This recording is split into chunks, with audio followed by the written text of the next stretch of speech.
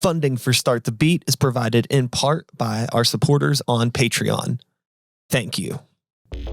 Hello and welcome to Start the Beat with Sykes. My name is Sykes and this is my podcast. Before we get started, I just wanted to take a quick moment to thank everyone who checked out the last episode. If you're one of those people, I hope you enjoyed the conversation and thanks so much for coming back. But for everyone else out there who's new to the show, welcome. Feel free to make yourselves at home. And as always, there's beer, soda, water, coffee, tea in the fridge, whatever you like. Cheers to everyone out there in the world doing their thing today. Yes. Hold on one second. I'm going to have a little sip here. All right. Well, for those of you out there in the internet land that have stumbled onto this video without looking at my guest, not reading who the name of the name of the episode, not reading my guest. If you don't know who it is, you're about to know. Everybody, make some noise for my friend, Louie Petrone. Oh, man. Hey. Where's the claps? Damn it. Rock goes wild.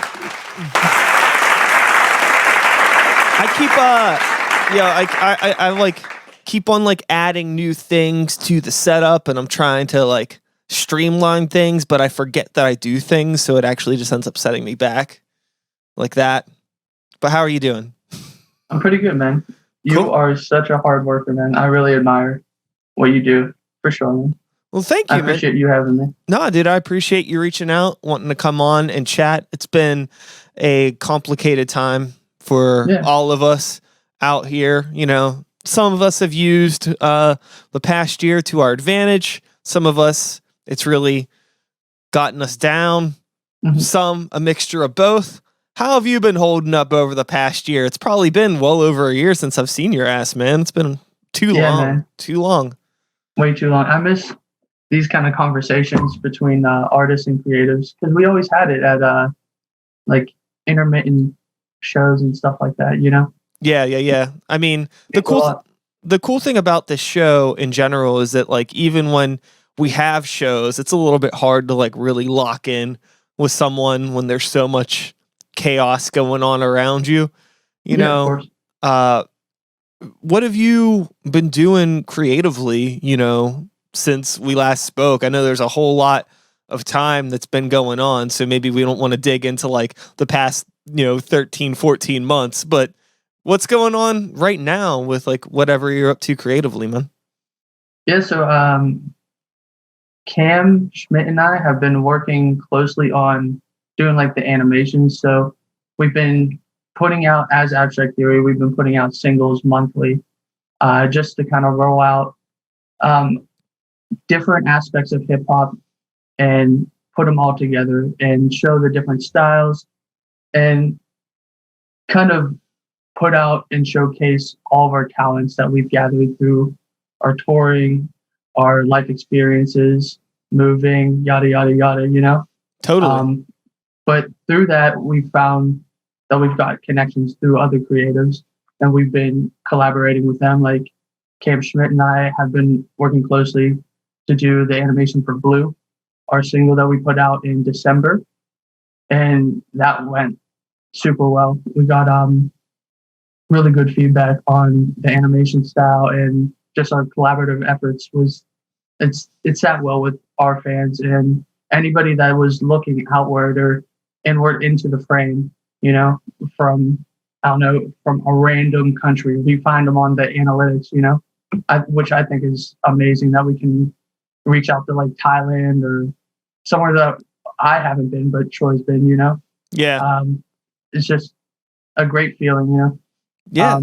But in those efforts, we also had like a couple side projects and Cam Schmidt and I have been working on a comic book, which hopefully will be done by the end of the year. It takes a long time, longer than I expected then. I don't know, have you ever done any comic book thing? You know, I did try to do a comic book in high school a long time ago because I'm a dinosaur. And I actually still have the comic boards right over here. Hold on one second. This will be funny. I could show you. Yeah. Because it's like within arm's reach, so why not? So back in high school, I tried to do a comic, and I still have these fucking boards. I didn't get very far. A lot of it's penciled, and this was like, doing like penciling, inking, and story myself, and that's a lot, man. A comic book is a lot of fucking work. Yeah. But yeah, I'm happy to have Cam helping me, man. Yeah, I had a character, and his name was Piddle. Mm-hmm. Piddle and Gangster Hot Dog Man. So there's Gangster Hot Dog Man right there. Damn, dude, these are amazing. Let me see if I got like a good shot of Piddle somewhere. Gangsta Hot Dog Man had some posters of hot babes in his house, and he was smacking that ass. It was very much of the time, very high school. Yeah, man. But yeah, those are amazing. Thank you. Super sick. But it took me a very, very long time to get what I got done, and it wasn't even anywhere close to finishing this. And I was like, nah, I can't do this. No fucking way. I had the idea. It was way too much. So to answer your question in a long way, yes, I know how much work it takes. So kudos to the both of you. It's awesome that you have like a teamwork. You need a fucking team to get that shit done for sure. Man, I wish I was in the drawing efforts. I do not draw. That's all Cam, man. But I'm able to bring some ideas and some story writing to the table, and we're able to push out a collaboratory effort then. Totally. Yeah. So, you are a hip hop nerd. You're a bit of a comic book nerd, I'm assuming now. For sure, yeah. Which goes hand in hand. Any asshole with an MF Doom poster behind them is probably into both of those things, right? So, let's go back to Tiny Louie, the beginning days. How did you find out about the world of underground hip hop? Probably my dad, man. He would be so my dad and then a couple other people, but he would be playing like some Eazy, some Eminem. I remember when Encore came out, he picked me up from my grandma's after work, and he goes, "Yo, I just got the new Eminem album. You know what we're listening to on the way home." So like things like that. It's just all kind of dribbled throughout my life. But I used to go to a daycare, and when we would go on field trips for like a summer, we had this like summer field trip kind of summer day camp thing going on every single year I attended, and every single day we'd go to the park or bowling or like Chuck E. Cheese or like somewhere special on Fridays like the zoo or Laurel Caverns or something like that. And we didn't have like a bus or anything to go those places, so they would have like vans or rent like essentially just vans or other cars. And sometimes we would have the teachers' cars, and we'd be able to listen to music, and they'd play some Eminem and stuff like that, which was pretty awesome. Yeah. But it wasn't until like I think like LimeWire came out, started downloading random songs from the internet, try to dive through all like the features of an album, you're like, oh, this artist is on this album, let me go check out them. And then you kind of go, that's how I kind of went through those rabbit holes before YouTube was available, Yeah. I think that it was probably really, really similar for me. I don't know. Cause I didn't get into underground hip hop from my dad. I could tell you that. But just finding out about things, just like, you find one artist, and if like you're really, really into it, your curiosity will kind of open up 1,000 doors from there. If you just scratch beneath the surface a little bit, you know what I mean? Like the first time I found Aesop Rock's Labor Days at a Goodwill. And I was like, and it was in a stack of like a bunch of metal CDs. And at the time, I'm a metal kid. I liked hip hop too, but like, I don't know why that CD was just in the middle of everything. And the album cover is like you know, the Labor Days album cover has like that sketchy artwork. Like it could be a rock CD, you know what I mean? Like a Linkin Park CD or something. So I was like, I'm going to get this. And I got it and I was like, what the fuck is this? Like it just blew my brain open. And then it's like, oh, like, you know, what else is on Def Jux? And then, bleh, you know, just like, oh, the floodgates open from that point. So super, super cool. I remember from like that story, it sparked.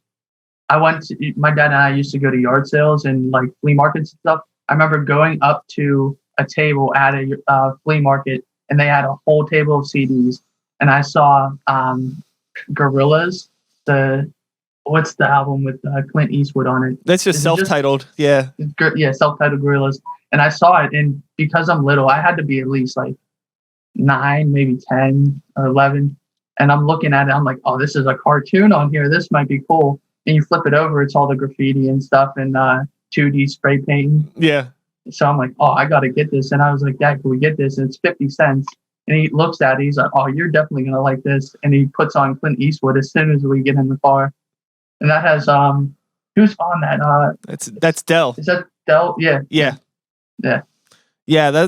That's really fucking cool that you had like, a parent that was into that stuff and wasn't very much like, oh, you shouldn't be listening to Eminem. But I guess that like, it's probably not too uncommon for somebody like people that are maybe in your age range to have parents to listen to more like alternative shit. I mean, my parents were young when they had me, so my dad was listening to like Metallica and Megadeth and shit like that. So that's where like all of my metal came from, was from my pops, right?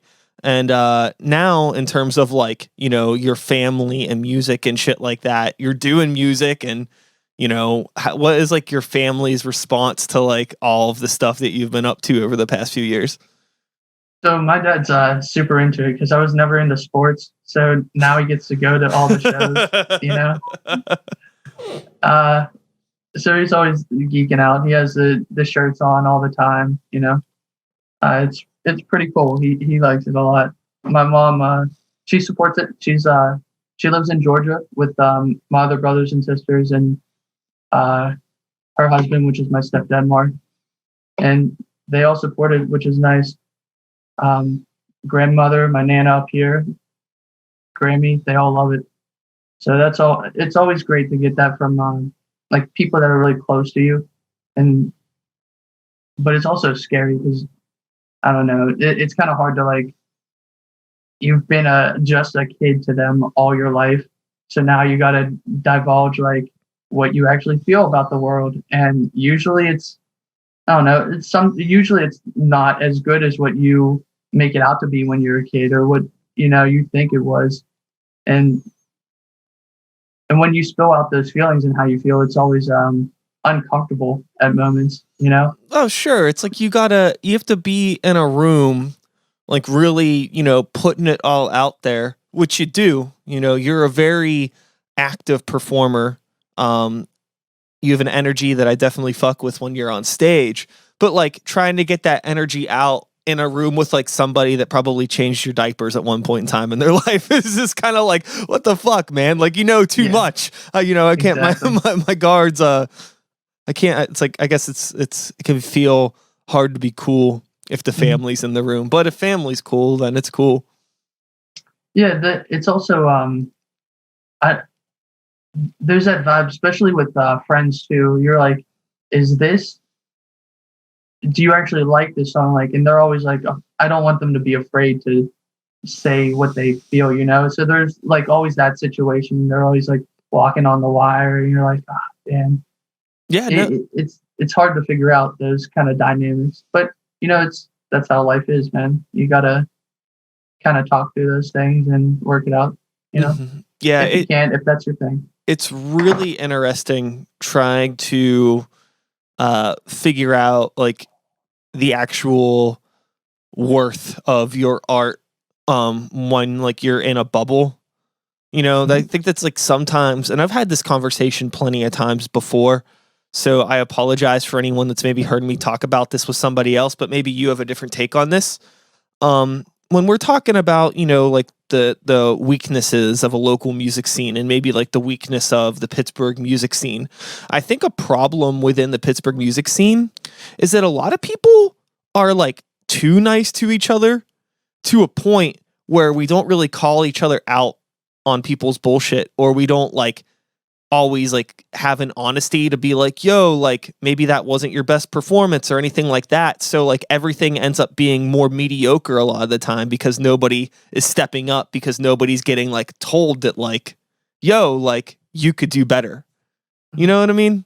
Yeah, I understand. Like not that anybody, not that I feel. You know what it is? Yeah. Oh, I'm sorry. I was gonna say like not that like I have the right to tell somebody like what they should or shouldn't be doing. It's just like a thought that I had where it's kind of like, I don't know, like most of the things in my like air quote career that I think have made me better as a performer or an artist, or like when I'm like having moments like this where like I'm out somewhere and somebody is just real with me about something like, yo, like maybe this track isn't your best track, or maybe that thing that you're doing live, you shouldn't be doing it. And like, I appreciate the fuck when people tell me that shit. 'Cause it's like, 1 out of 100 or 1,000 people that will actually be real with you. And I feel like if all of us were more real with each other, like not to be dicks, but like genuinely like helpful, it could be very positive. But what were you gonna say, man? No, I definitely agree. There's been moments actually what was it? I think we performed for our first KRS-One show, and this guy came up after us, after the whole performance, and he was like, I really like that song, but you should definitely think about changing that whole beat. I think it's trash. and, and I love it. I was like, you know what? I think you're right, because it's just an approach I didn't even think about until you said it. I thought there was something missing from it, but at the time we didn't like have a real like a network of musicians that we can collaborate with and compensate, or just like make some jams with. So we're just working with beats from the internet, and it really helps when people are like, you know what, dude, you should switch up, maybe even change, maybe even throw that song away. It's interesting. It's good to think about, good to let your ego die for a minute. Yeah, and step aside yourself. I think it's really, really important as an artist to come to terms with that and to realize that like everything that you try to put out there artistically isn't gonna work. You know what I mean? That's why all of the great artists have like albums and albums of B-sides that we've never heard that get earthed, decades later, because people are just trying to milk that money from the biz. But there's reasons why these songs weren't on albums. There's reasons why we never heard these songs. A lot of the times I feel bad listening to like, artists that have passed away and they're like unreleased shit. It's like, did anybody want us to hear this? Like, did they really, I don't know if like I want to hear like Prince's bad ideas. You know what I mean? Like, I think I'd rather just hear the dope ones, because everybody has bad ideas. But I think when you're starting out as an artist and like you just want to get material released and like you just want to play shows, like you're not thinking so much about like, oh, is this a good song or a bad song? You're just like, this is a song. And now we have enough songs for a set so we can get on a stage. And it really takes some time to like get to a point where it's like now you have too many songs and you can actually start cutting stuff. But then you're like, well, we want to make an album, and albums nowadays are kind of weird. That's a whole nother conversation. Like some people will put out 5 songs and say it's an album, or you'll have like a Drake that puts out a double album, but it's released digitally, so it makes no sense that it's a double album because it's digital. I don't know, but it's like 40 fucking songs or whatever. It's like, Jesus Christ. That's like, I don't think I want to hear more than 5, but I don't want to listen to 400. So it's like this weird in between, right? I think that's where there's a lot of stuff in there I wanted to. I know. Sorry. No, I think that's why like a single approach kind of works, or like a grouping of EPs. Like I liked when Green Day did Uno Dos Tres. Yeah. And so it was like a triple album, But they released it at different times, so you can unpack it. Yeah, I think that there's no right or wrong way to release music. If it's good, it's going to be good. Like there's bands that I follow online that are pretty much single bands. Like they put a single out every month, every couple months, whatever. And I fuck with those bands. And then there's people that I know that might only put out an album like every 2 or 3 years, and I fuck with that too. If it's good, it's good. It does bum me out sometimes, like if I come across a song that I really like, and then I go on, like, I look them up and it's like, shit, that's the only thing that they've released. And now you're kind of like jonesing, like waiting for the next thing. But that's cool though. You always want to leave them wanting more, right? Yeah, of course. But that's cool. You found the bottom floor. You came in at the right time. Yeah. It's good to find those artists.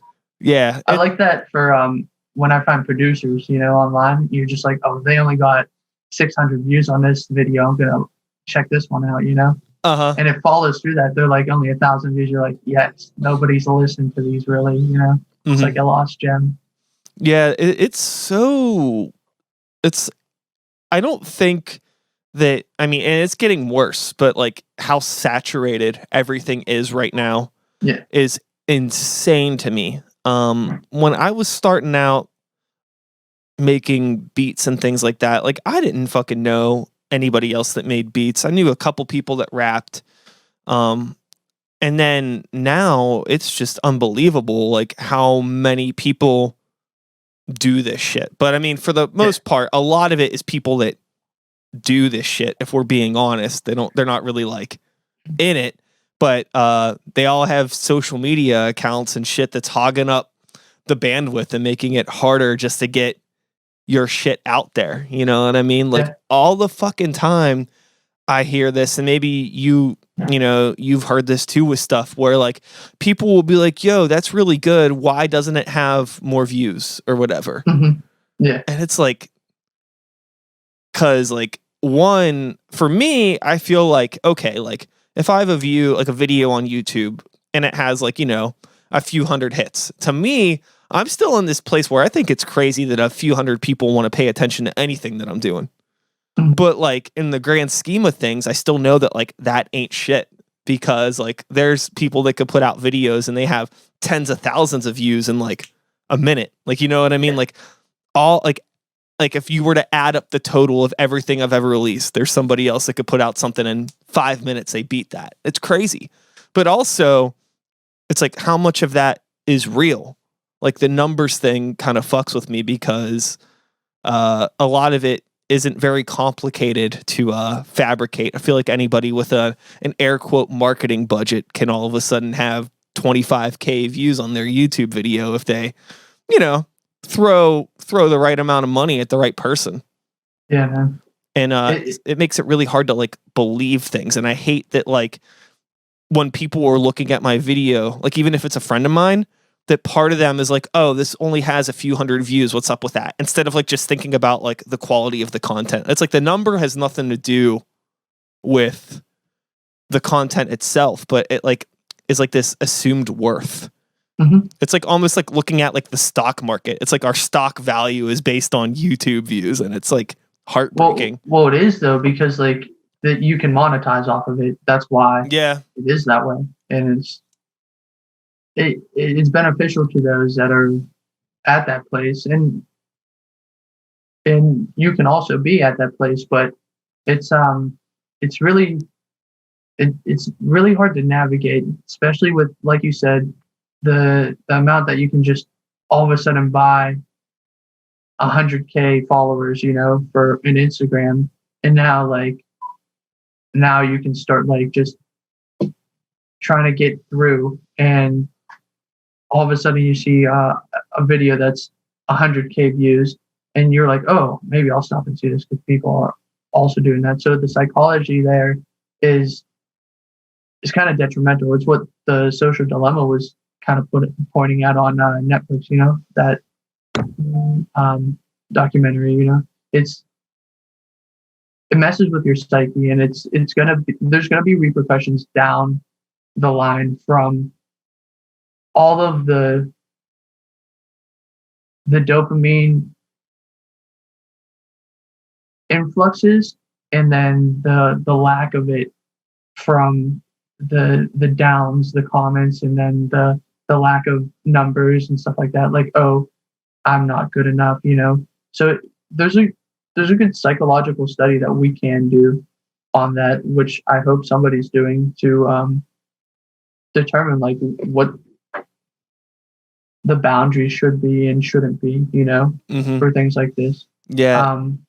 It a lot of it though is really because there is oversaturation with that. Everybody wants a spotlight. Everybody wants an attention now. Everybody's a rapper. Everybody's trying to do something that's the next best thing. Yeah. And what is weird is those that do get seen, it's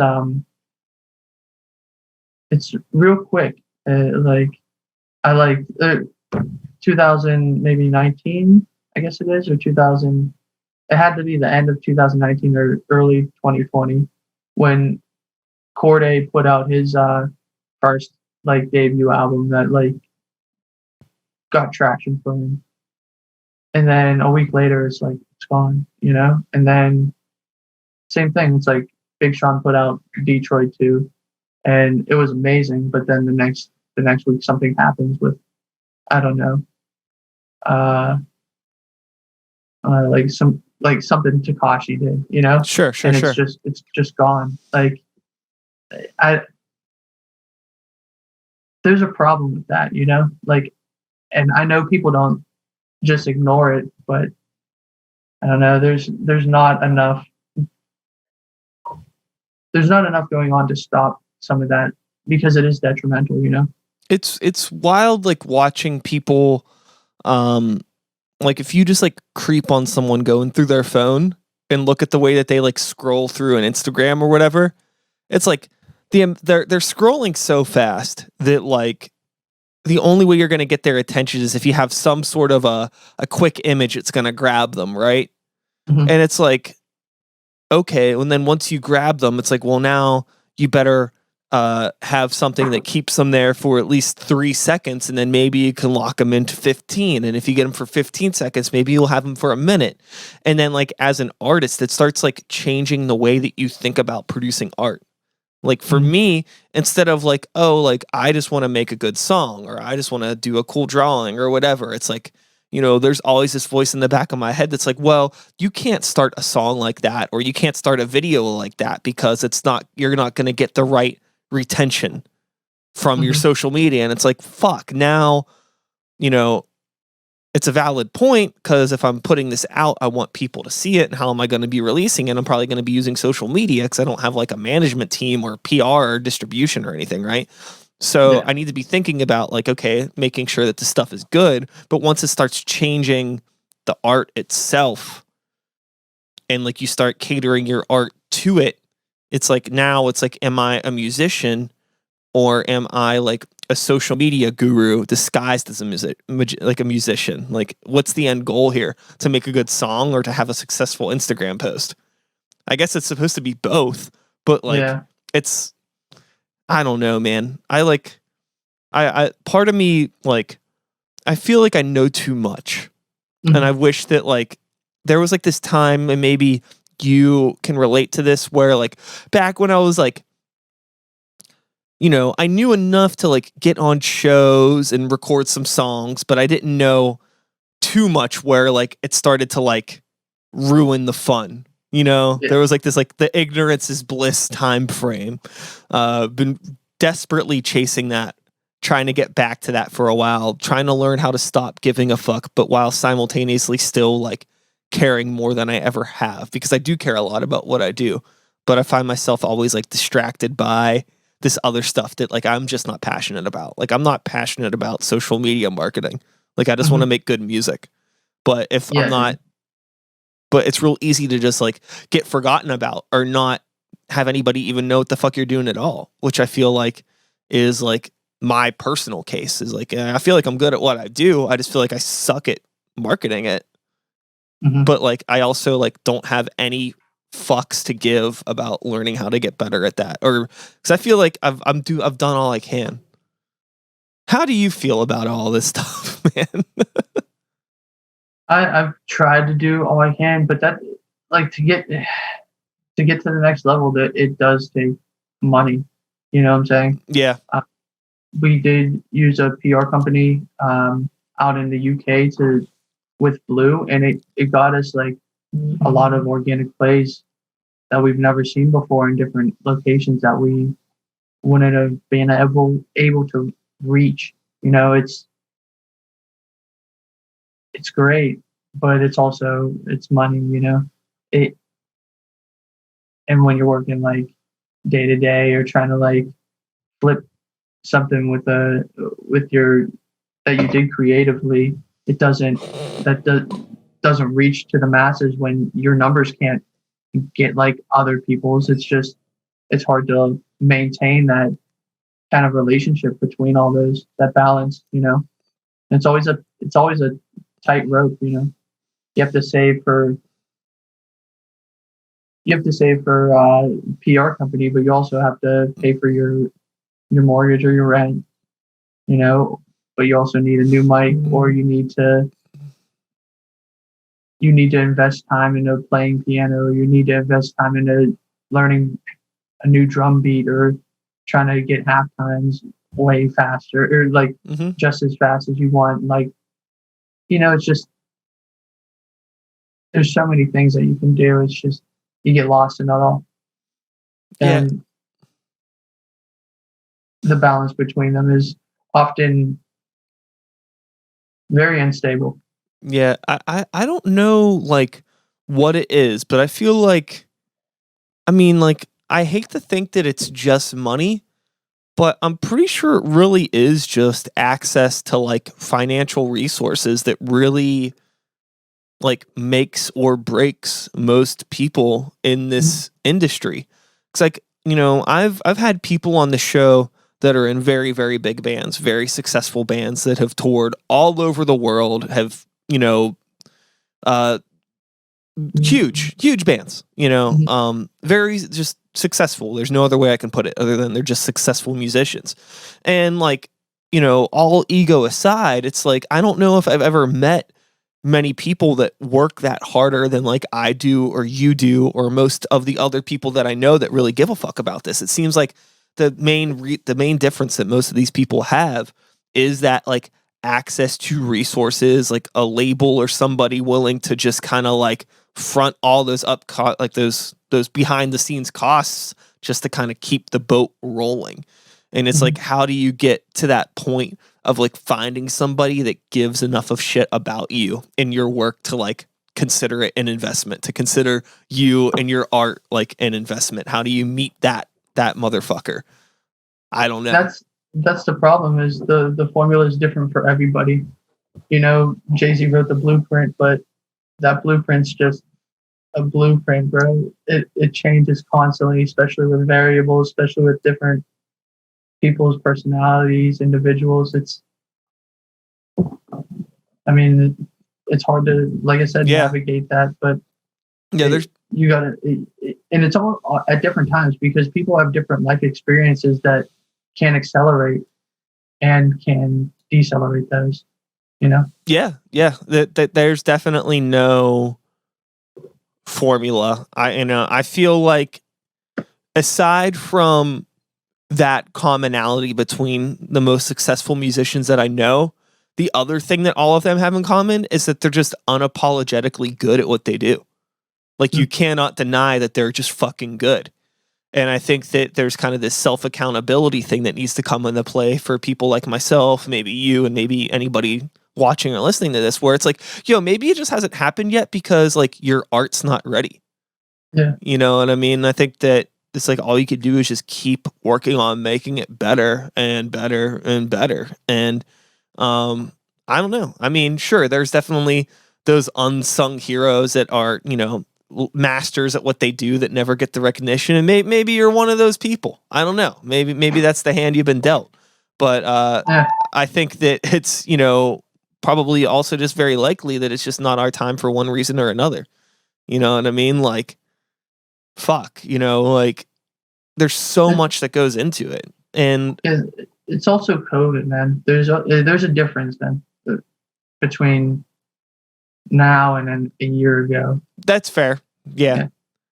I still, There's, yeah, it's, the opportunity right now is that I don't think anybody's really looking for somebody to sign. And also, like, I think both of us are artists that really thrive from a live environment. Like, if mhm. you see us on a stage, you're like, oh, yeah. Maybe a recording only paints part of the picture. So not being able to play shows and meet people in that environment, I feel like is a huge setback for myself. I don't know how you feel about that. I definitely do too. That's why, like, a couple of times we haven't recorded them yet, but I've ordered some of the materials to do so. Not like a podcast per se, because I don't want to label it that. It's more of like a chat with the artists that we work with. That I wanted to pull out a conversation and pertaining to like anything that we do with a single or album, whatever it is. If you made the art, or you did saxophone on it, or you did like you sang on it, we wanted to talk to them and put it down and like put it out like that. Yeah. Yeah. Little behind the scenes, a little Yeah. the director's commentary track Hmm. of Yeah. sorts, right? Exactly. You know, for you and the place that you're at now, just like as a human being, you're not getting any younger, like all of us. You're seeing, firsthand what it's gonna take to, make shit happen, for stuff to continue to grow. The work that you've put in personally, and you see where you're at now. And I'm sure that, like all of us, like, you're ready to go, 10 steps above where you are now. But like, what is it in you that is like keeping the fire alive to actually still want to do this and maybe not like throw in the towel? Because I think that, like, in this position where people like we are right now, I think it's like the hardest to get through, because it's just like you're like, I don't know if I can't speak for you, but like for me, I feel like I'm just at the ceiling, and I've just been like chipping at this fucking ceiling for so long. And I feel like if I could just like crack through that like I'm right there, like my face is pushed up against this motherfucker, and it's been there for so fucking long. Like, I don't know what else I could do, but I keep fucking chiseling.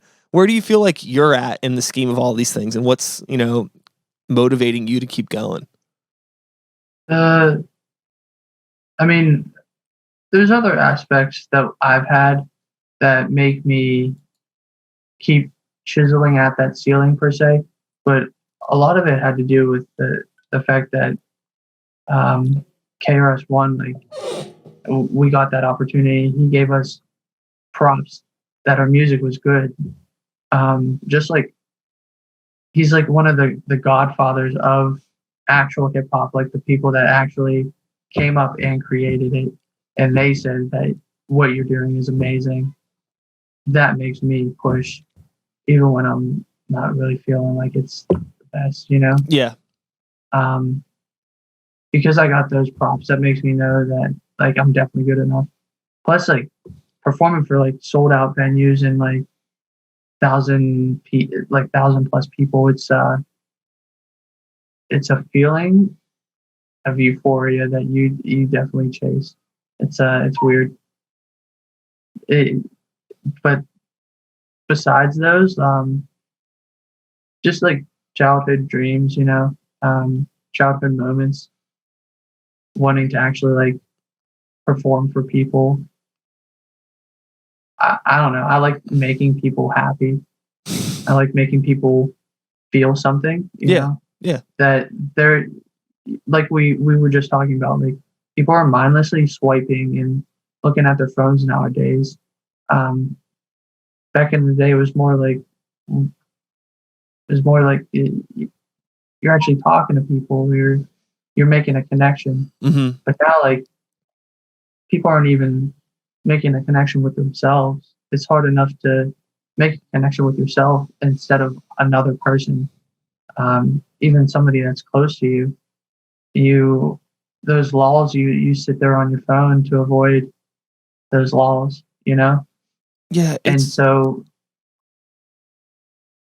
if I can make somebody feel something and take away that moment of that law where you're just trying to fill, if I can fill it with a feeling that's something that's organic and meant for you to feel as a human and to experience and then unpack yourself and to make you think about it. That's what makes me keep going. You know? Yeah, no, that's what's up, man. I feel like it's such a weird time because, nobody really talks to each other. As you've mentioned, we're all kind of just on our cell phones all the time. And we put so much of ourselves out there that, like, a lot of times, like, you could just, like, know somebody kind of well without knowing them at all because of how much people put on their fucking Instagram or whatever. So, like, maybe part of you doesn't even feel like you need to even go out of your way to try to get to know some people these days just because of, like, how much they already put themselves out there. It's a weird thing. I don't know. I don't know how or if that's something that should be, like, fixed or changed. It's just kind of something that crossed my mind right now that I never really thought about before. Just in terms of, like, getting to know somebody. Like, there's people that I've never, maybe, like, I've never really met before, but I've been friends with on Facebook for, like, years. And it's like, oh, I know that they're into collecting records, and I know that they really like PBR, and I know that they really, really like this band, and, like, all of these things that you shouldn't really know about somebody that you don't know. But now I know all these things. I don't know. I don't know if it's a good thing or a bad thing. Just thoughts rambling around in my head. Oh, I understand, man. I definitely I know where you're sitting at. I definitely agree on those. And that's why I miss these kind of conversations, man. The thing that I find fascinating about people like you is, like, you could tell, like, you're not soft spoken, but you're a very relaxed demeanor and very calm. I could tell you think about things before you say them. You probably think about a lot. You're an introspective person and very, very centered, it seems. But when you're on stage, man, the beast comes out. So what is that like for you in terms of, like, channeling that energy? Do you just, like, save it up and let it go on stage, or do you find that, like, you become almost like a different person, like you tap into this different part of, like, your spirit if you have a microphone in your hand?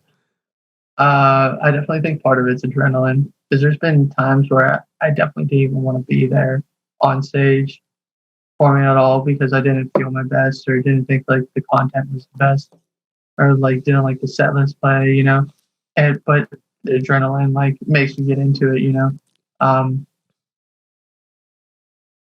a lot of it also has to do with like feeling myself, not feeling good in my skin or whatnot. Usually, I don't really, I don't know. As an artist, like I know most artists that I've ever talked to, they're pretty sensitive people. I'm a pretty sensitive person. You know, we all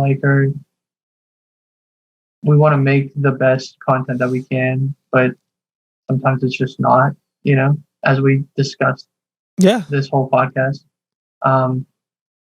And so that ends up like making you not like yourself or like what you're doing. It's just a snowball effect that happens sometimes. There's writer's block. And so when you're dealing with all that, you really don't have like the energy to do stuff. But I don't know, like I said, again, the adrenaline comes out. But also that stuff like affects how you write and kind of affects like, well, how do I want to actually portray all these feelings and emotions and pull them out? But most of the time, I usually don't know. And what happens is it just kind of seeps out because I don't really know how to tap it yet. And that's the honest truth. I really don't. I have a hard time with actually talking to people close to me, and usually the only way I can is to write down how I feel, and it's after the point, so I'm like reminiscing on it, Yeah. Yeah, it's something that I still want to learn how to tap into. But I've also had a lot of practice performing. I've seen one time I got to open up for the Chainsmokers, right? And I was also an MC, so I had to. So that like pressure, like I never was an MC before. So that pressure of doing that and then also opening up for them, um, kind of like molded me into like getting the skills and refining them on how to like talk to crowds and what they react to. Because when you're going to a show, what you're going there for a show. You're not going to go there for somebody to like just sit there and talk to you like you're on your couch, man. There are shows like that, I guess, and like the one man shows, and they're talking about, oh, my life. Yeah, and it's just like real silence. I'm like, there's time and a place, but they want theatrics. One thing that really made me realize the theatric thing is, and not to be like it's fake what I'm putting on and stuff like that, but it's more like I'm letting you see some of the emotions that I feel that I can't really just like blurt out into the world every day at a car or a person that like irritates me. You know what I'm saying? yeah. So I'm like, it's theatrical in a way that's not pseudo, but it's like, I'm giving you more energy and emotion than you would normally see from me. But anyways, you find that in like your day to day, and you're able to shape and form stuff from that. Mm-hmm. I think that it's really cool to have those experiences of like not really knowing what is going to happen like when you get on stage, and almost just kind of like like there's no plan, it's not really premeditated, but it ends up becoming like this rush of adrenaline that like I remember the first time I played a show rapping, like I thought that I was going to be like very timid, right? And then I was standing on top of a table rapping in somebody's face, and I'm not that type of person. Like, I don't know what the fuck happened. I was just like something, I was possessed by something and just like really, and then afterwards I was just back to my like, okay, thanks. Everybody like, comes up, they're like, yo, that was hard, bro. yeah, Dude, like, what the heck? You're like, dude, I really appreciate that, man. yeah, I had like no idea, man. I had no idea that was going to happen. I mean, I wasn't surprised because like I have, a background in like rock music and more just loud things and very flamboyant, all over the place performances. So I guess it didn't surprise me that whenever I finally got the opportunity that I was like, ah, it just definitely wasn't the plan going in. Whenever you started writing, music in any capacity, whether it was like rap or whatever you've been doing, like when did you start writing music for yourself?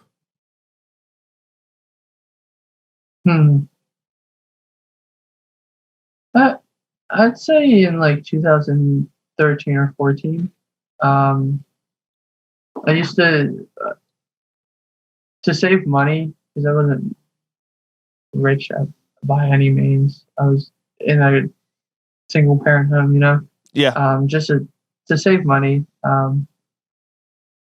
And that's not to say like no one else helped me. Like my mom helped me, my grandparents helped me. But just in general, like, didn't really have a lot of money, and to save money, I went to a side college here in Pittsburgh before I went to the main Penn State college. And when I did, I met some other people from around my way that were also doing hip hop and stuff like that.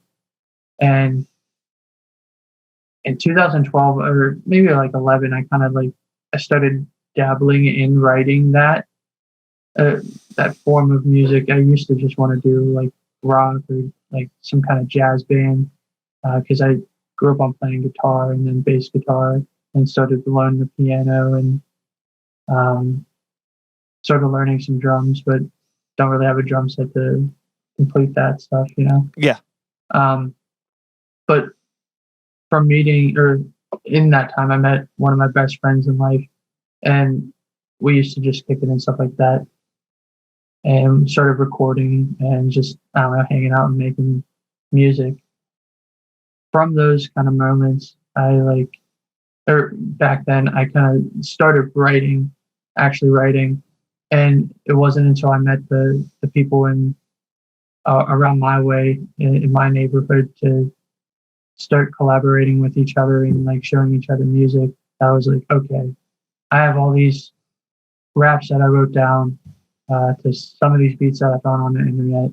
Let me just show them, and they liked them. So then I was like, okay, like I can actually make something out of this. And I was like, all right, I really like these songs, but I don't have any emotion in them. They're always just like punchline and stuff like that. And so I started thinking about like, well, what makes me feel at all? And I was like, well, love makes me feel. And I started like writing my first love song. And so from just writing like a love song, that's when I really started digging deeper into like my psyche and my like all my feelings and trying to connect with that, because before then I wasn't really connecting with my feelings. It's always like you know how kids are, and teenagers especially. It's like they don't know. It's like a superhero gets all their powers at once. They don't know how to use all these like extra senses. Sure. You know, like Superman like wakes up, or what's the what there's some kind of superhero movie where all of a sudden they just get all these super senses like Superman. If they're no, it is Superman. It's when what's his name? Zorgs, or no, Zod, Captain Zod. I'm not sure. I'm not a Superman guy. He comes down and he's from Krypton. Okay. And just being on Earth, Superman grew up with all these senses and learning how to learn. But just being on Earth, he's like blasted with them all at once, and you can't like see or hear because everything's like coming at them. That's kind of how like kids and teenagers grow up. All those feelings and emotions are coming at them, especially with hormones influx and all these chemicals in our brains reacting with each other, because that's all we are, is chemical reactions. That we don't know how to control that, you know? And so like I really don't think I have even made the best music I have yet, because I haven't really understood all of my feelings, you know? And once you understand your feelings more, and how you connect with the world, what that means about you, where you're, how you're built, you know, and how you're gonna proceed in life with the future. Where do you want to turn? Your pros and cons. Like once you start understanding that, that's when you can. I think you really can start writing the best you when you start experiencing life. So that's also when I started experiencing new things, got out of my comfort zone. That's when I started writing for myself. Is when you start like pushing aside the things that make you comfortable, for lack of better terms.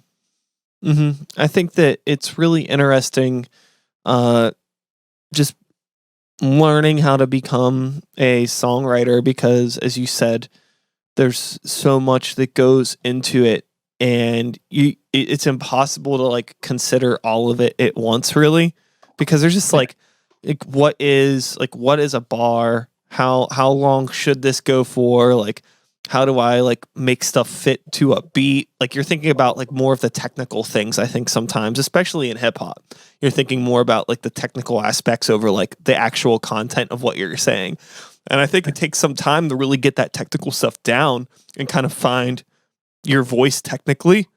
Like, how do you typically structure things? Like, how do you like to, you know, do like rhyme structures and things like that. Everybody kind of has their own little styles that they fall into. And I find that like for me at least, once I like found that style that I like to do, it became a lot easier to actually think about what I am going to write and how I'm going to write it. And like, can I actually perform this live? Is it too many syllables? Is it not enough? Does it make sense? Like, I can think about all of those technical things and also make sure that I'm writing something of like reasonably cohesive content instead of just like a bunch of like fast technical stuff that's just like rhyming words. It actually doesn't make sense, but it sounds cool, yeah. Which is like, there's plenty of that, and it's definitely easy to fall into that rabbit hole, especially in the underground hip hop world of just like, yo, this is so technical and cool, and it's like, well, what are you talking about, man? Like, you're just a bunch of heeble jeeble mumble bumble yada yada stuff. Yeah, that's why like concepts around things are great, and you want to, like I said, you want to do something that's gonna have something, or you want to do a project that's gonna have substance. It's gonna leave somebody with some kind of reaction, whether it be emotional or not. Mm-hmm. You don't want. There's a lot of music that's really just put out there fast. I compare it often to healthy food or fast food. There's a lot of fast food out there, and it's just here one day, gone the next. You don't even notice them, or you turn it on, and everybody's like, "Oh, this is so old. Why would you play that?" It's like going to a club now and putting grills on or something by Ching. Yeah. You're like, why would you put that on right now? So it's about like navigating that. Like, I can go on YouTube and listen to almost anything from the 60s, 70s, and 80s of like the like rock, and I'd be amazed. There's things that stand the test of time, and then there's different eras in time that you can see there's a lot of murkiness, that you have to pick through. Mm-hmm. Yeah, I think that there's it seems like the most whenever there's like a new revolution in music production and it becomes a lot more accessible to create things quicker and faster, you get a lot of fast food content, as you might put it. And I think the same thing happened with like film and television and cartoons and comic books and it's like once they figure out a way to bang out more content really, really fast, whether it's like, now we have AI generated trap beats and auto-tuned vocals, we can, make a goddamn hit song in 3 hours on Pro Tools, no problem. Mm-hmm. We could do 24 of them. They all sound the same, but it's under 24 different artists.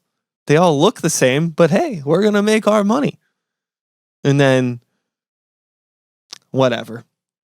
It's hard. I think the hardest thing for me has been just like trying to find that audience, because I don't think that I'm an incredibly unique person with unique tastes, and I enjoy what I do. And I'm sure there's plenty of other people out there on the planet that are going to enjoy what I'm doing, and people that are going to enjoy what you're doing. But finding those people is really hard. And I think it's even harder sometimes because people that tend to like underground hip hop tend to be a little bit skeptical of things that they don't know off the bat. You know what I mean?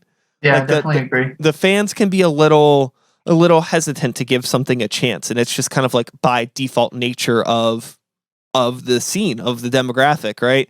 But I definitely think that's only in mostly in America, man. When we were on the KRS-One hip hop tour in Netherlands? Yeah, dude, people saw that we were on the bill and they looked our name up because they didn't know us, and that's 70 to 80% of the people did that came up to us afterwards. I definitely think it's more of an American thing, For sure. That totally makes sense to me. I'm going to turn on the light, man. Just give me a second. All good. He's in the shadows.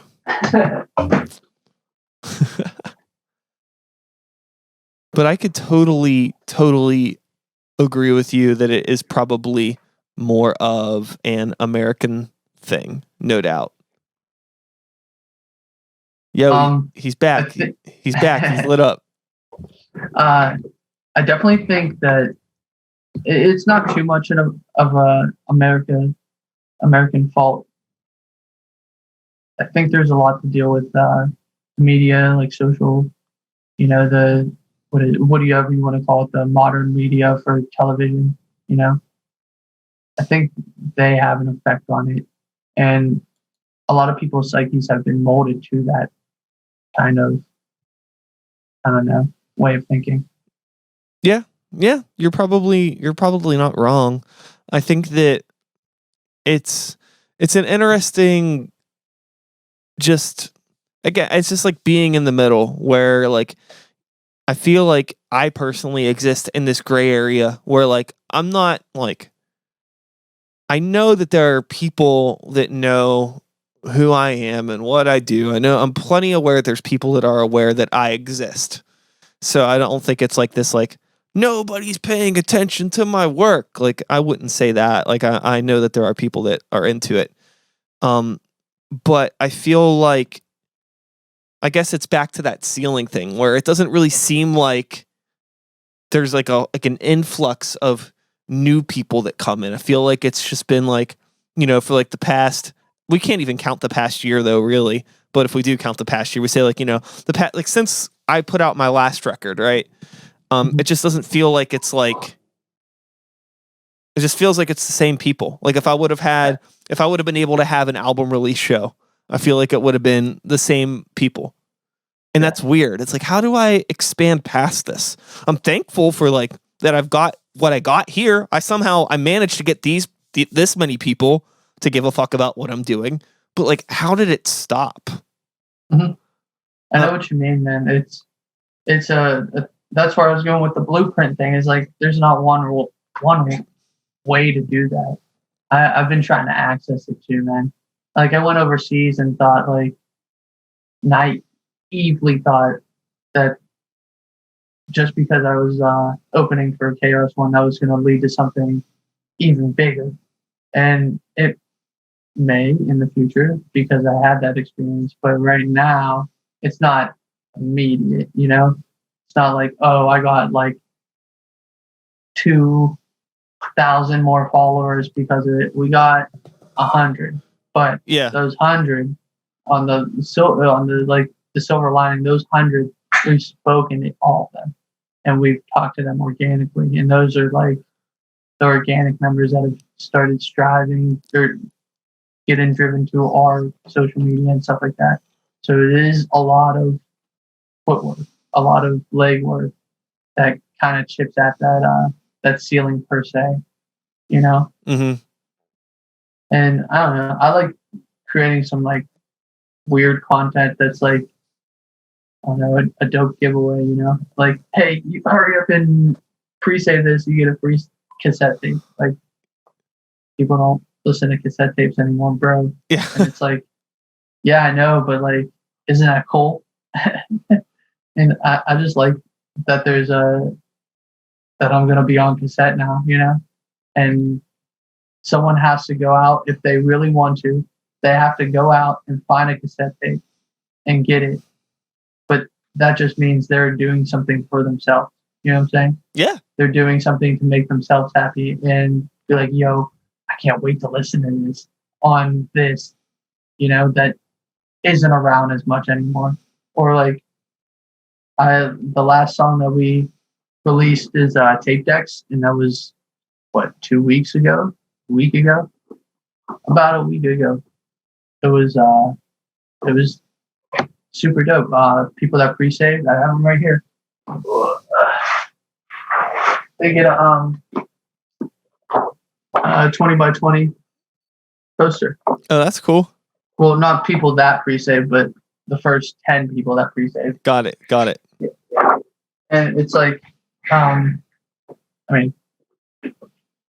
things like that, I think, really kind of cement the awesome fans. But the way I've been promoting them is like, hey, this is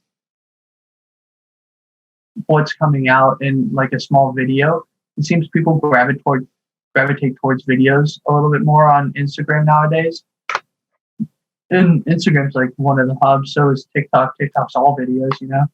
So I try to like do it where it's, I don't know, creatively drawing your eye, because I had like poetry and storyboard writing class, and the way the storyboard and like the reader reads, you want it to match up. So in America, we read left to right. So you want the eye to go that way. And so I kind of applied those principles to the videos too, where you kind of want you kind of want it to keep rolling. It's all those aspects tied into one that kind of chip it away a little bit faster, in my opinion. But there's an oversaturation of like social media and apps that you have to get involved in immediately just to like start getting the next big thing. I don't understand. I think I think it's dumb, to be honest. Like it's always disingenuous. It's always just another money grab or attention grabber. It's something to keep you busy. But there are pros. It's connection. It's most of it's positive connection. Some of it is a way to make you feel. So there's a lot of positives in that aspect, but it does seem a little disingenuous, disingenuous, whatever the word is. Yeah, no, I think that's been my, I guess, like personally, my struggle with just trying to figure out how to continuously keep the air quote brand of my art active online. It's like, how much am I gonna, like, how many times am I gonna promote the same song over and over again, or the same album, or the same this? And it's like, you got to find these different ways to do things to stay relevant and to keep pumping stuff out there, because only a small percentage of the people that actually follow you are going to see every post that you post anyways. But it becomes a lot. You end up spending more time, or at least I have personally in the past, I've spent more time, on my phone instead of on my computer working on songs. And Isn't it's like, that ironic? Now it's backwards. It's like, I don't think that this is unique. I'm sure this is the case for most people now, but it's like, I'm not a fan of that. It's like, I didn't dedicate my life to doing all of this shit so I can maybe convince somebody to hit like on something. It's like, I just want to keep making music, but I'm well aware that I need to get good at the social media stuff at some point in time if people are going to be paying attention, in order for them to even know that what I'm doing exists. Otherwise, it's not like there's a shortage of other artists trying to put their music out there. Like if you if you decide that you don't want to play the game, there's a lot of people that will pick up the bat and swing for you. So I feel like you just gotta stay with it, even if like you really don't want to. But then that can't be good for your overall mental health or anything if all of a sudden the shit that you really don't want to do is attached and becomes like a necessity for your art. I don't know. I wonder what the next steps are though. So artists used to just be like, oh, you're the artist and we'll handle all this. Now artists are like super independent, which is positive, but it's also negative that we have this route where you're just like, now you have to worry about so many things. It's added stress. Yeah. I wonder what the next level is. I think the next level is honestly just getting to a point where you can either pay somebody, or you have like a volunteer, like somebody that just really fucks with you, that's good at managing this shit, to just help you out and do stuff. Like I have a friend of mine, Sean, who helps me edit clips for the podcast now. And it's a huge weight off my shoulders, just because it's like, that's 2 videos a week that I don't have to edit or upload. Like, you know what I mean? Like I just send the stuff off to him. he picks out the clips, like little 5-10 minute clips from an episode, and then puts them on YouTube and Facebook for me, and just kind of helps promote stuff in the background. And that's cool. It helps. And it's like, I need to get somebody like that to help me with the band stuff, and somebody, like that would be huge. But most of the time you're not really going to get something that is worth, you got to pay for it. We've already talked about it. You got to put money into it, really. Like even if you have a friend that can do it and is good at it, it's like they might be good at it for a little bit, but how long is that going to last? And like, I don't mind the idea of being able to just like pay somebody to do a good job for something, and if I had the flexible income, I gladly would do that. But I'm just not at that point yet. I don't know how I get to that point. Yeah, that's the biggest question nowadays, especially for me. It's the biggest one on my mind every single day. It's like what the fuck do we do? Yeah, it's like, do I just fucking, like save up a bunch of money or go into a bunch of debt to like gamble on this thing where it's like, I set aside a few $1,000s or whatever to like pay somebody, like basically cover like a realistic salary for somebody for like a few months to like realistically full time do this shit for me, pay them good, get them, and then hopefully it actually works, and then it gets to a point where that person's position can be self-sustained and it grows from there. Yeah. Just like you would do with any business. Like, it's like, do you go into the bank and get a business loan for your rap group? Like, we're starting a business here, and we need money for employees. I guess that's not impossible. I don't know if a bank's going to give grants. you grants. There's that like, too. I know Brittany Chantel got grants for her like performance that she did, So there's always that, but that's like how many people apply to that? Like it's you have to have an incredible idea, they have to like it, you have to do all that too. There's a lot of things that go into that, but that is another option. Yeah.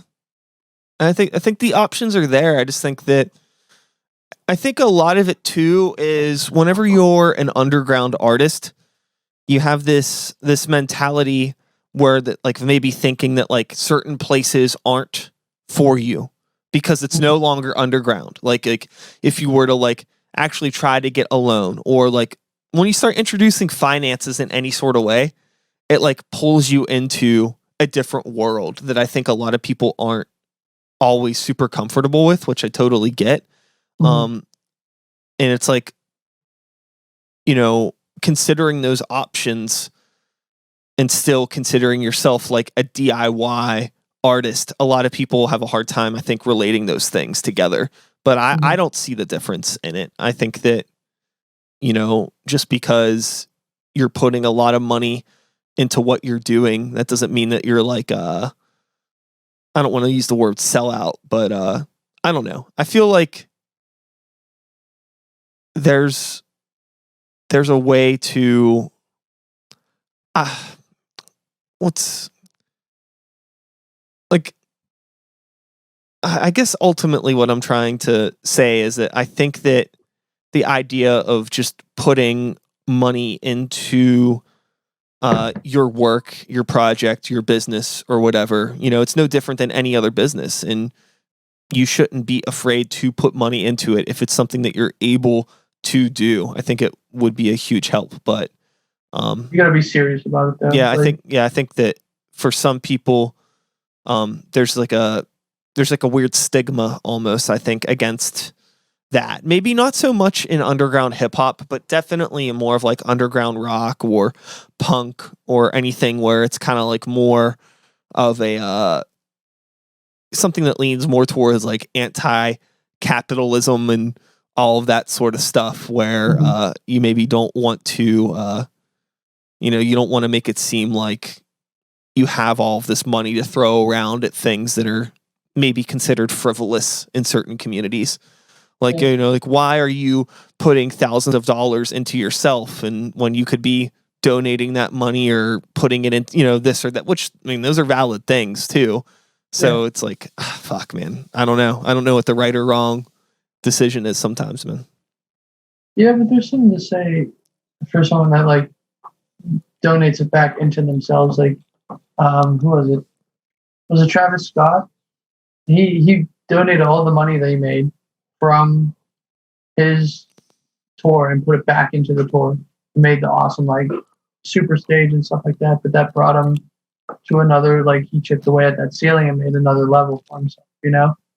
So there's different investments that you can make into yourself with that money, you know, on that route, you know?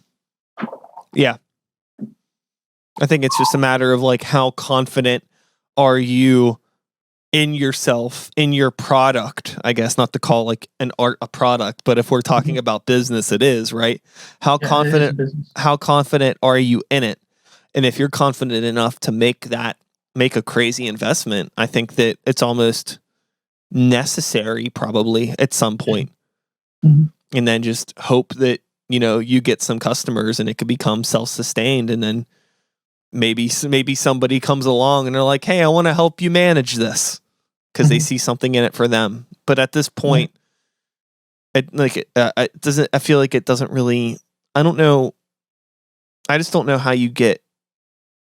I don't know. I guess it's just that thing. You just have that thing about you. You somehow magically one day have that thing that people want, and there's no way to. I don't know if there's really a way to manufacture that thing and still be genuine. It's definitely easy to manufacture something that people want. I mean, that's pretty much all social media is, right? But yeah, you can look at the K-pop kind of genre. They do manufacture that thing. Oh yeah, but you have to have that specific thing. Yeah, I mean, well, that's a whole different can of worms. I mean, that's, you know, kids. I mean, I think a lot of people that are in that realm, like, you know, their parents sign them up as kids, and basically they go to school to be pop stars, essentially.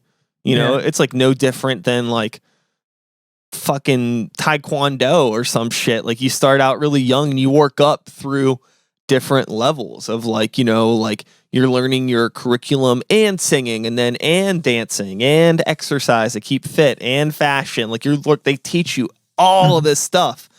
And then like maybe at the end of it, like, you get accepted into like the Ivy League school, which would be the equivalent of like the, you know, the pop band. Yeah. And that's a whole different thing. And then there you have years of like making songs and training with that group that you get in. And even then, that's a maybe that they'll put you through. It's interesting. Did you see the Blackpink documentary? No, I didn't.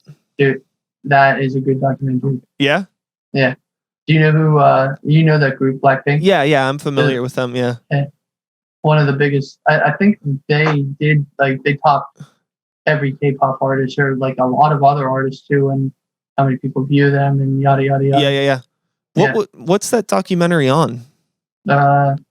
Maybe Netflix. Okay. Maybe so. I don't know. I have Roku in it, and my girl and I, we got a bunch of different, you know, streaming services for my brother and stuff like that. So yeah, cool. I'll have to look it up and check it out. I would definitely be interested in watching that for sure. Yeah. But shit, dude. So like things, you know, they're while it may be very small, I think that we're all starting to see a light at the end of this COVID tunnel. It's a little far, it's a little ways off, but it's definitely there, at least to some degree. What's in the pipeline for you right now? Are you planning anything, or are you just kind of maybe hanging back and just waiting a bit longer before getting your hopes up in regards to shows or anything like that? Well, we were supposed to go to Seattle for Hemp Fest. There's supposed to be a few thousand people there. And then we had like Gare Fest here in PA, and then Barnaroo here in PA. And so hopefully those happen, but we have to wait on replies to see if like those are rescheduled and whatnot. Yeah. Because we're still on the bills, but who knows what happens. I really want to, I've been planning because I participated in like an organization in college where I just like went and was a general body member. But it was one of my favorite things about college was a spoken word group. Mm-hmm. And I've been wanting to put on a show because one of my friends from there, they wrote a book, and I wanted to like him come out and like do some of his work and speak to people. So I've been wanting to do small events like that, but how can I do those around the COVID thing is kind of what I'm waiting for. Bigger things is like trying to push the music more. There's a lot on the table, but and it's working through all those numbers, that oversaturation, getting that money to pay PR companies. Like, what is? And then I often question is like, what is the right PR company, or what is the right price to pay them? You know, at this point in time. Yeah. Am I getting what I actually paid? It's that's been my biggest issue, honestly, in terms of like finding like a PR, because like there's, as you've probably seen, because I'm sure you've done the research, you can go online, look up people, and you can find like services that offer different packages and things like that. And some of them specialize in certain genres, some of them don't. But it's like, do any of these people have an actual attachment to my music? Or is it just like, I give you X amount of money and you just send out X amount of emails to your default contact list, and maybe things happen, maybe things don't. I feel like so much of it is that. And it's like, I wish that like I could at least be in a position where like I knew of like a trustworthy source where it's like, oh, maybe you submit things and like you get approved or you don't get approved. You still have to pay for it, but you're at least getting partnered with people that have some confidence in your product, and it's not just like a quick buck for them. I think it should be like a sharing thing. It's like, I'm paying you all this money, right? Why don't you give me that email list that you're contacting so that maybe I can like also gain a fan base from that, you know, or also send out things at a later date, you know? Yeah. Just kind of like pay for like information. Everybody wants to hold on to their information, then. It's like, because knowledge is power, but it's like, I mean, it should be shared, you know? It's how culture is expanded, you know? Yeah. It's how everything's driven forward. Yeah. The sharing of knowledge. It's so weird. Like back when my metal band Greywalker, when we put out an album a couple years ago, I started really digging into trying to find the right PR for us, and I reached out to some people personally that I knew might know people, and like, you know, connected with people that way. And there's maybe 3 people that I actually talked to on the phone that did PR work in different ways. And like every single one of them was just talking to me about like pricing and numbers and name dropping things before they even listened to a second of our music. And it's like, okay, I get that maybe you're in a position where like maybe you're having a half dozen phone calls like this a day. And like it's just this type of thing where it's like you got to weed out the people that aren't serious to begin with. And for me, it was like, well, I am serious and we do have the money for this, but also like I want to feel like, I mean, I'm not trying to like say that we need to be best friends or anything like that, but it's like wild to me that like you're already like telling me that you can help my band if I give you X amount of money, but you don't even know what the fuck my band sounds like. Yeah. You know, and it's like that happened all 3 times. And I was just pretty much just like, fuck, maybe, you know, I don't want to waste my time personally just like giving some strangers on the internet money. It's like I'd rather just keep this money and try to push this as best as I can, because who's gonna, I don't know. Maybe obviously nothing really worked out, so it wasn't the best decision. But I don't know if throwing that money at those other people would have helped us a whole lot more. Anyways, I have no idea. But I don't know how to establish those relationships. Me neither, man. I mean, we started with a PR company that reached out to us, and they did start off the conversation like that. They were like, "Oh, this is what we can offer you," but like, I guess I asked them in the interview. I was like, "How did you find us?" And they said they found us randomly on their Spotify, which I guess they listened to us first because they do reach out to artists to book, as opposed to artists reaching out to them. They usually take the people that they reach out to over that, obviously. But I did see that kind of situation happen. It's like we got streams for a song because they were able to talk to their contacts to put us on a playlist, which I really fucking hate, dude. Is we have to try to pay to get on playlists, or try to like get in a position for people to even listen to us, man. Yeah. It's where do you come off doing that? Like, Spotify was made for like is what they say, for the independent artists to like have a platform, but it's like, how do we get into those Spotify playlists?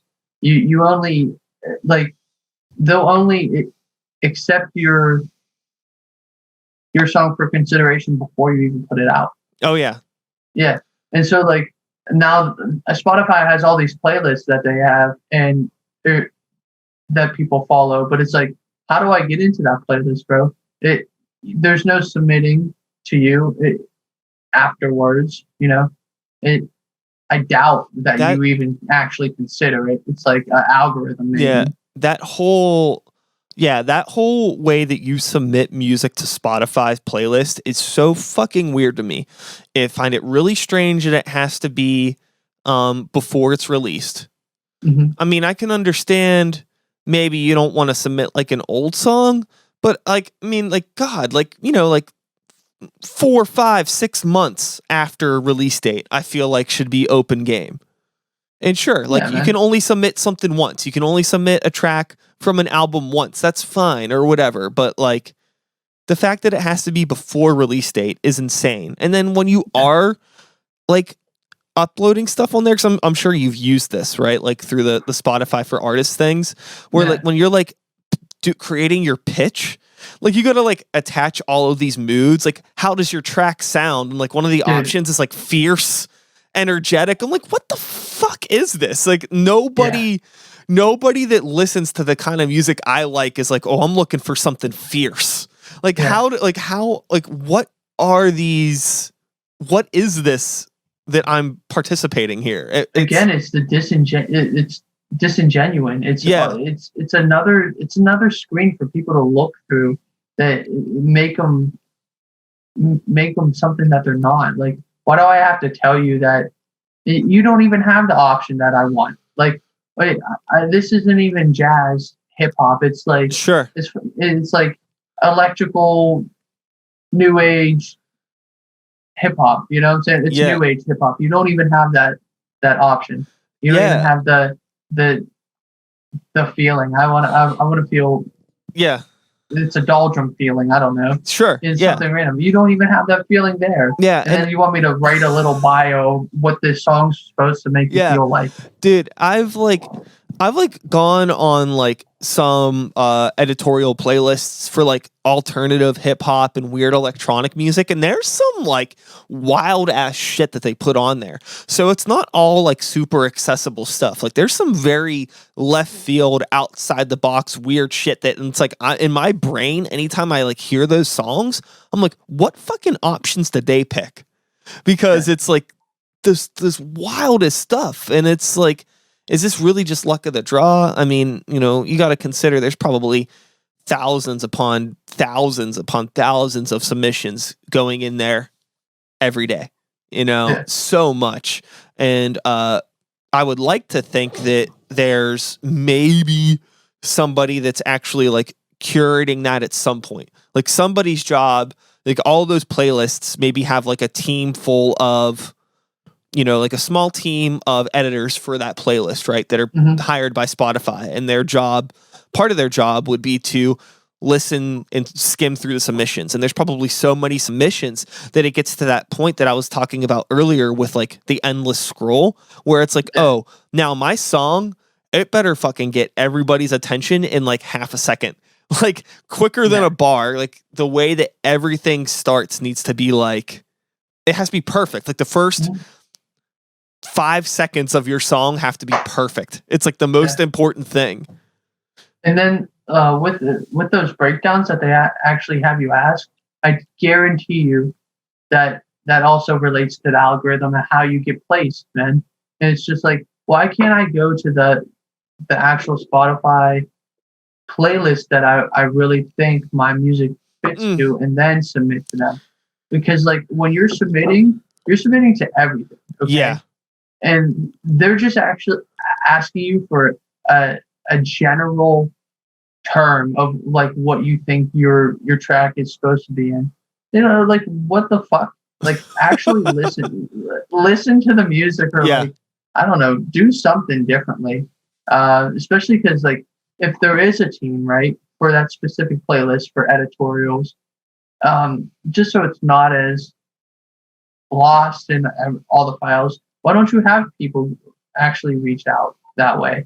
It makes it more serious for them and teaches them different skills, number one. But it makes it more serious for them to reach out and actually do the research and look for that playlist that they think they belong in, Yeah. Have you messed with Submit Hub at all? No. Do you know about it? I do know. It's a weird platform, man. So it's like,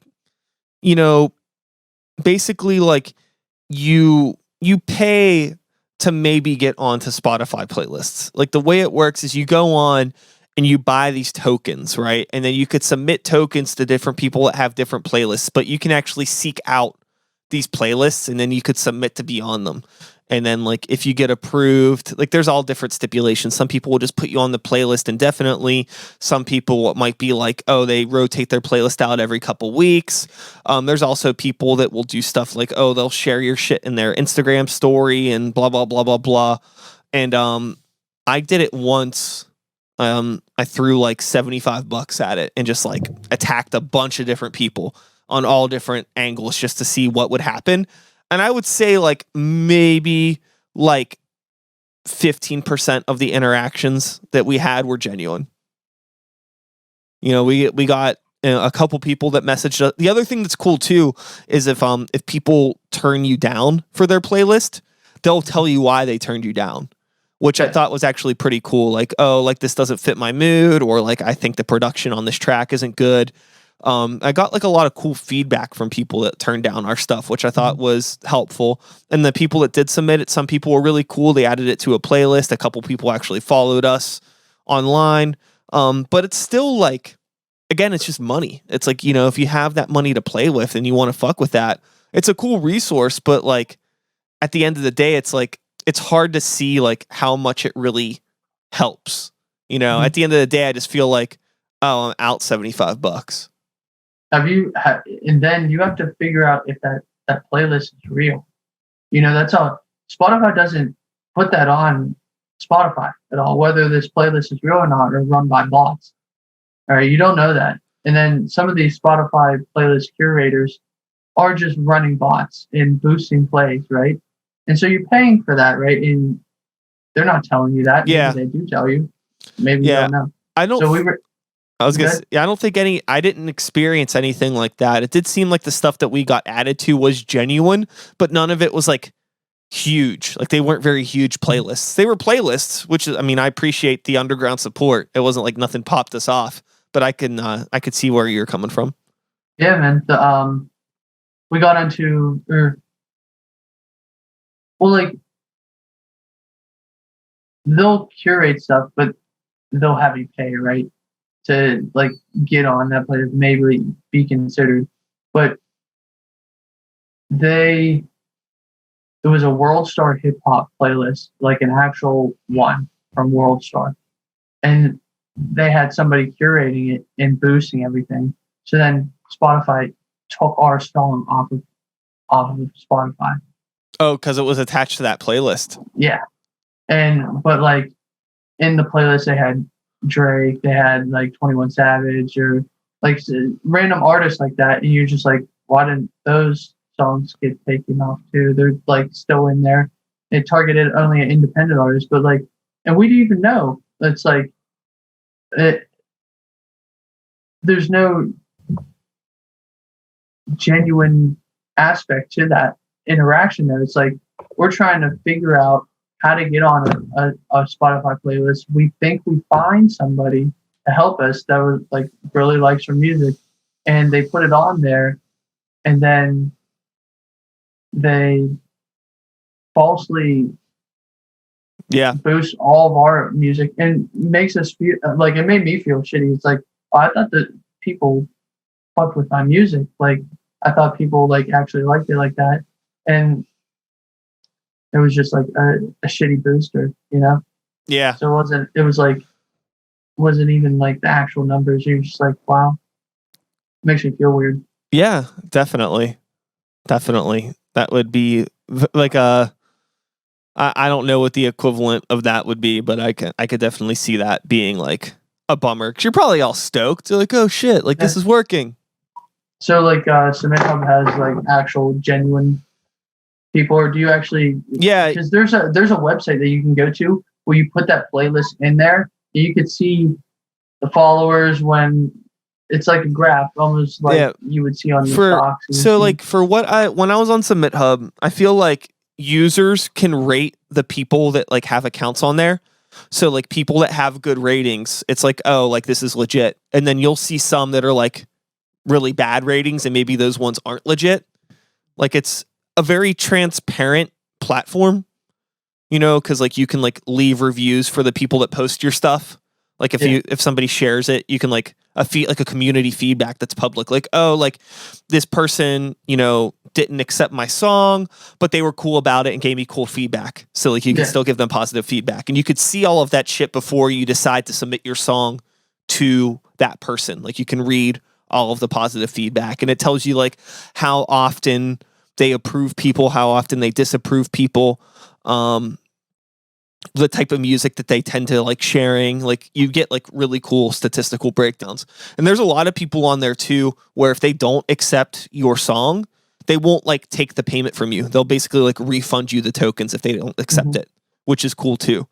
So it seems like there's definitely genuine people on there, but again, it's like how much money do you have to like throw at something, you know? Yeah. So I don't think it's a total waste. I think it's just a matter of like having the resources to do it, and just having like something that's genuinely fucking good for people to share around.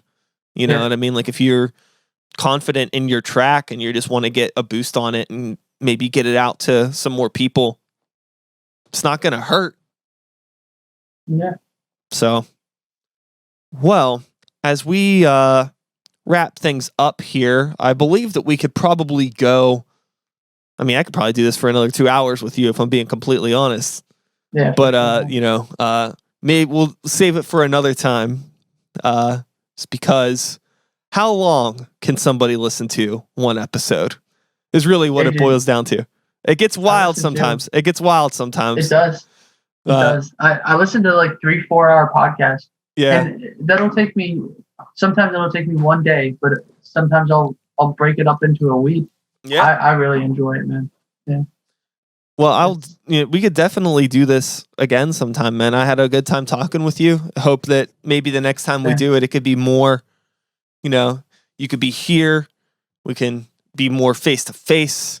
Yeah. Not over this computer thing. Gets a little weird sometimes. I've talked to so many people over the computer. It's just like, oh man. I'm really itching to get back into a regular way of life, at least for the podcast. I definitely want to play some shows, but this is at least it works. Yeah. At least we're here. I wish everybody had access to like what, I don't know, YMH has or Rogan, like where you can test just to make sure that they're okay, and then you can have people on. Yeah. You know? Yeah. Yeah. Well, I mean, that's also resources, right? Yeah, exactly. It's not feasible, but it's I wish if everybody happened. If you had an extra, thousands of dollars to buy tests or whatever. Yeah. But shit, dude. Thank you for reaching out. I'm glad we got to talk for a bit about this and that, man. And if there's anything that you want to plug or shout out, now's the time. Otherwise, I'll just attach appropriate links to this episode, but let the people know. Yeah, man. We have a single coming out every single month. I'll have something for you, I promise. Got DJ Yamez. Follow our DJ at DJ Yamez, DJ YAMEZ on IG. You can follow us at Abstract Theory Official on IG. You can follow me if you want, Shots of Petrone on Instagram, but you'll find almost everything you need on Instagram. We have a link tree there. You can go to Spotify there. You can go to our YouTube. Please follow us on Spotify. People don't understand how much that helps the artist, especially with the Spotify algorithms. Follow us on Spotify at Abstract Theory. YouTube too. Like there's different YouTube algorithms. Once you get to 100 followers, once you get to 333 followers, and then there's another one at like 1,300. There's different, I don't know, like checkpoints that you have to get to on social media for the algorithm to pick you up. Yeah. So people, if you don't know that or understand that, that's what you need to do for people. That's the best thing you can do. I'll never ask anybody to just shove out money and buy a t-shirt. I'd rather them just follow or whatnot, if they like the content. That is. No doubt. Yeah. I agree 100%. I think that a lot of people don't understand the value that the simple action of just following you does. But and it's free. It's free. Mm-hmm. It just takes a second of your time. If you're so. We also have a new single, Tape Decks, which is on Spotify right now and everywhere else. But I'm working with Cam Schmidt. He at Cam Paints, I guess it's ICamFF on Instagram. But anyways, Cameron Schmidt, follow him. We're working on an animated video for Tape Decks to go on YouTube pretty soon. Super cool, man. Well, that is all, folks. Thanks so much for being here. One more time, Louie Petrone, thank you. I'll be back again next week with another episode. Same time, same place, same channel. You know the drill. My name is Sykes. Start the Beat 2021. Whoop, whoop. Thanks for listening. And we are done, my friend. That's a podcast. We made it happen. Thank you. Thank you, man. I really appreciate it. Gonna fade this out. And that's it. We did it.